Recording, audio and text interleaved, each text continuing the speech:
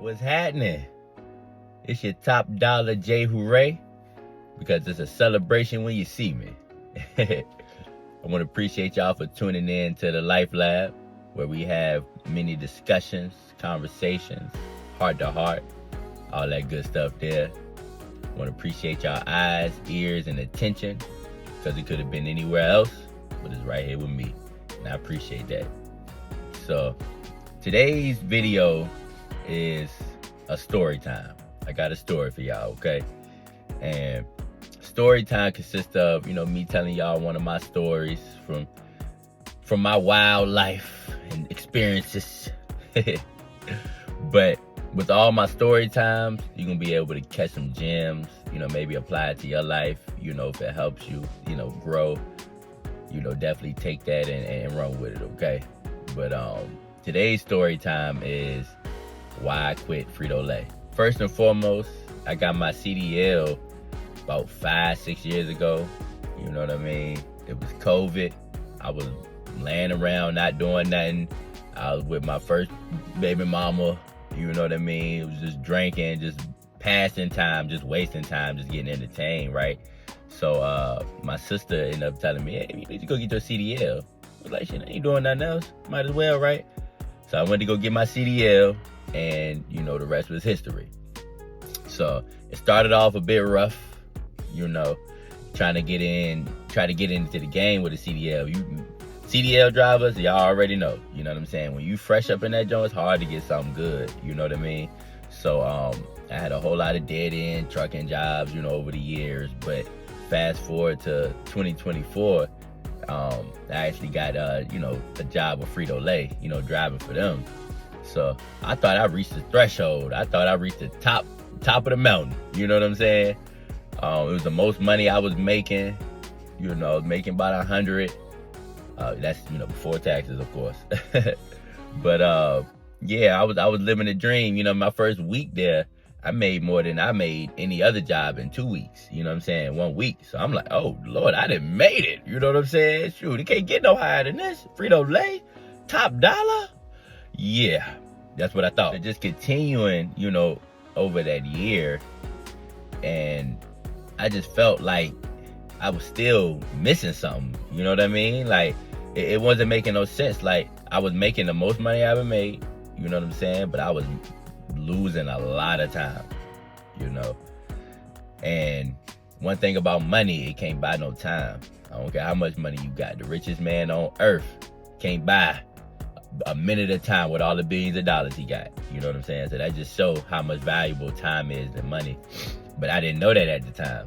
So I was working, 70 hours weeks, man. They sending me out to Georgia, West Virginia, Kentucky, Frankfurt, Indiana. I don't know nobody in Frankfurt, Indiana. What am I doing all the way out here? But I was making money. I thought I was living a dream. You know what I'm saying? But the last few months there, it was treacherous. Like I said, I was missing something. It wasn't valuable. It wasn't, I was making money. It just wasn't getting it done for me. You know what I mean? So what made a shift for me was that time I was spending in the truck. I was listening to music, listening to podcasts, just being entertained. You know what I mean? Anything to make that time pass, But I switched it from being entertained to actually education. So I started listening to audiobooks, seminars, webinars, different things like that, like educating my mind. So I'm like, all right, if I'm in this truck losing my time, I'm gonna make it valuable, So when I did that, that was the best decision I could have made. So I'm, coming across different books. I came across Myron Golden on YouTube. If y'all haven't heard of him, y'all gotta go check him out, dog. He's a dog, top dollar for real, top dollar. I put the stamp on that. But he had said something that stuck with me, and it was like, rich people, they get money so they can have more time. They don't value the money, they value the time. And since I heard that, I couldn't get that out of my head. So every trip I drove for Frito-Lay after that was, dang, I am losing time like a mother lover, So I had to make a difference. I had to make a change. You know what I'm saying? So I started listening to, different audio books, about sales and different stuff like that, just to educate my mind, right? So I never forget. So my last trip, right, was to Frankfurt, Indiana. And I don't know nobody up in no Frankfurt, Indiana. I didn't even know this was a place until I got there. You know what I mean? So it's 9 hours from where I reside. 9 hours up there and 9 hours back. So that's 18 hours gone immediately. That's already accounted for, gone. Right? So this is my last trip. Not knowing this is my last trip, but it ended up being my last trip. So I'm listening to audiobooks, you know what I mean?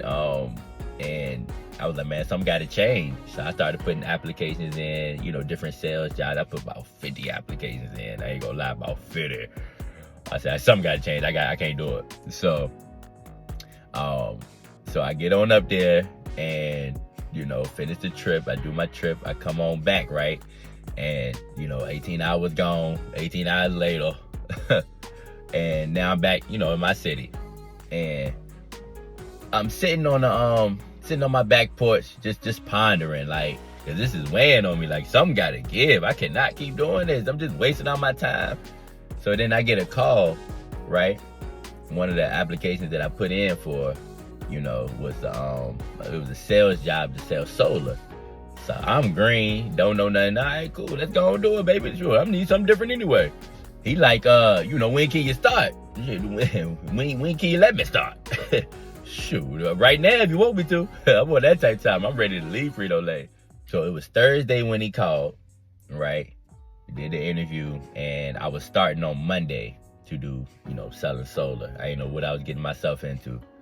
So, boss man at Frito-Lay called me.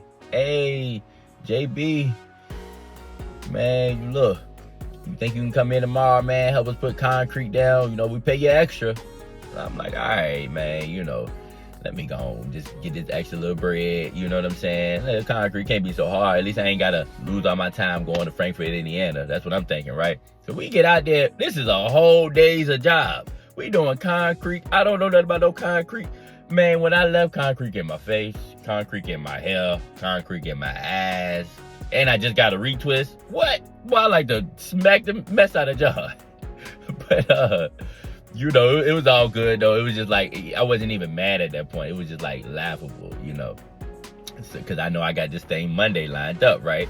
So Monday come around, you know what I'm saying? I'm out there in Richmond, Virginia, and, I'm doing the solar thing, So I don't know what to expect. I'm dressed up top gear, top notch, I put it on, you know what I'm saying? Nice collar shirt, got some slacks, got some loafers on, got some steppers, you know what I mean? I'm looking good out there.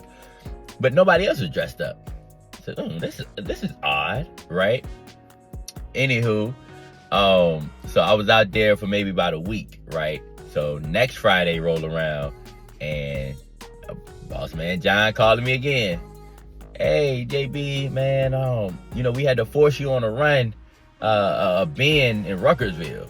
So for y'all that don't know about a bin, let me explain it to you. A bin is unloading that 53-foot trailer by a dolly and your feet. That's it. So all them chips on the Frito-Lay trailer, I had to unload hand by hand, and all out the back door. Oh no.